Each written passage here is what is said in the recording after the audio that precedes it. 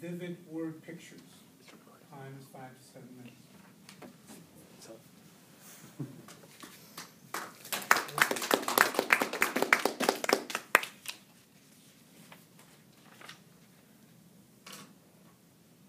Madam Toastmaster, fellow Toastmasters, and dear guests, in a recent publication titled Leaders Make the Future, published by the Institute for the Future, a research organization based in Palo Alto, California, stated the following, and I quote, "Our future will be characterized by volatility, uncertainty, complexity, and ambiguity."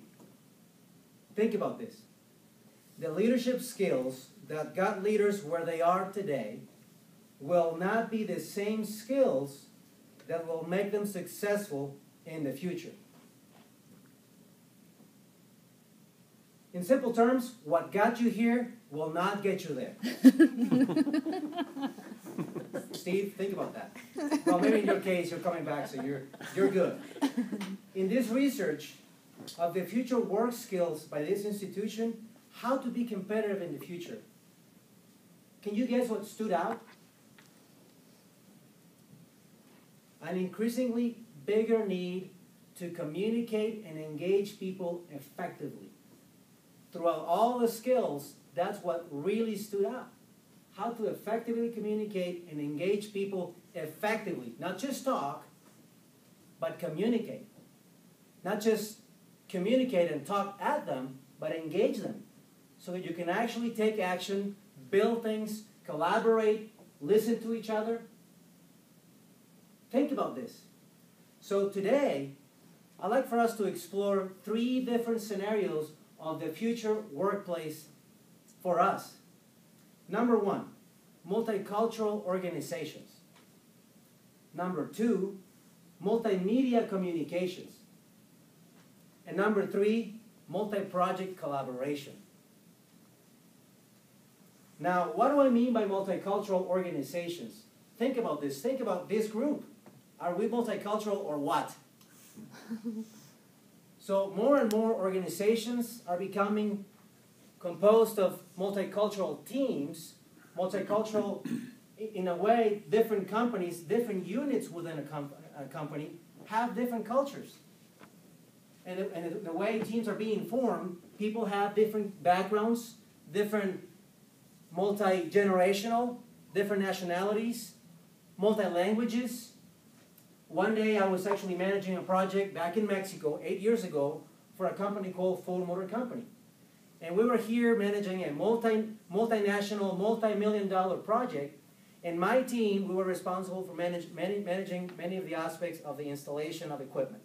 So we have people from Canada, actually, from Japan, from Mexico, of course, and from the U.S.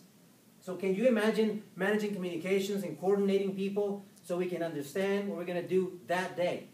You would say, well, you just meet for 1 hour and we're all clear. No.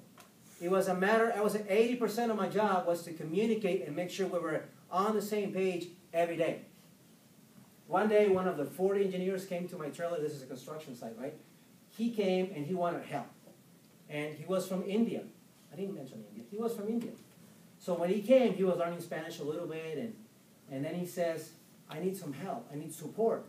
So one of my engineers, he was also learning English. He said, oh, él requiere apoyo. Now, the word pollo in Spanish means chicken.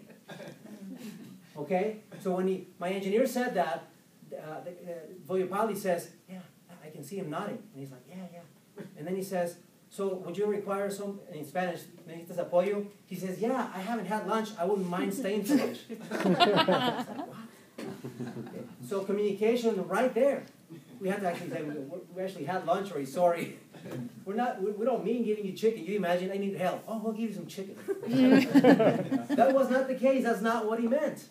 So how do you communicate across cultures in one room? Think about that. Now, as Toastmasters, there's an expectation to be great communicators. Now, let's think about multimedia communications.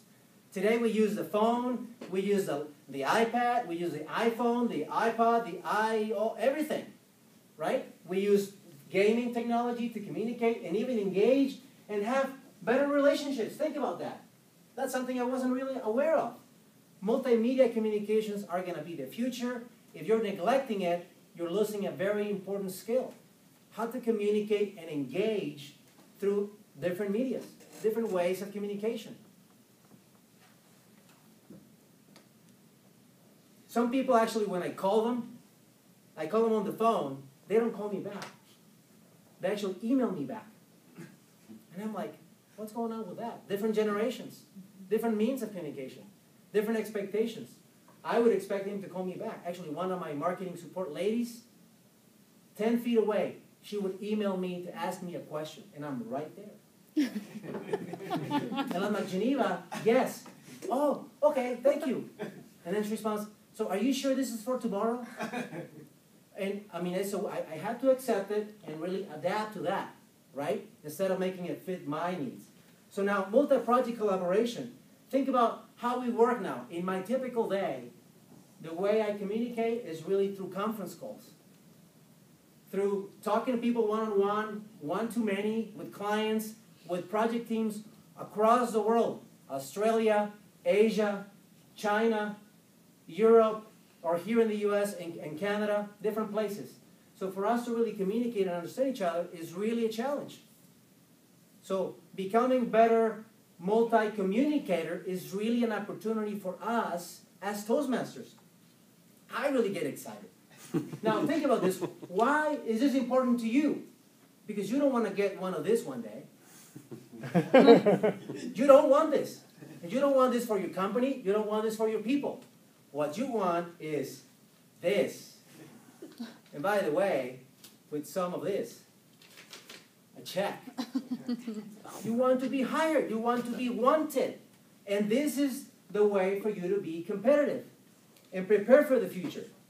So why do we need to prepare ourselves for the future? We must become multi-communication leaders. And this is the place to do it. At Toastmasters.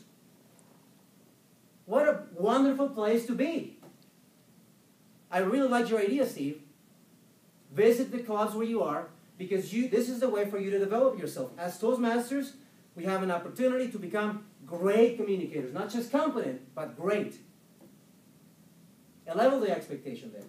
As Toastmasters, we have to focus on becoming engaging leaders. Connecting with each other. Let me listen to you. Let me understand what you're trying to tell me. And as Toastmasters, we have to really prepare ourselves to be better teachers. Thank you so much. It's a great opportunity. It's a great feeling to teach somebody and help them develop themselves. Think about this. Now let me ask you two questions. Are you ready for the future? No. Are your kids ready for the future? Not yet. Think about your loved ones. Now there's an expectation of you as Toastmaster. They look up to you. And they'll say, I need your help. Are you ready to get there? Madam Toastmaster.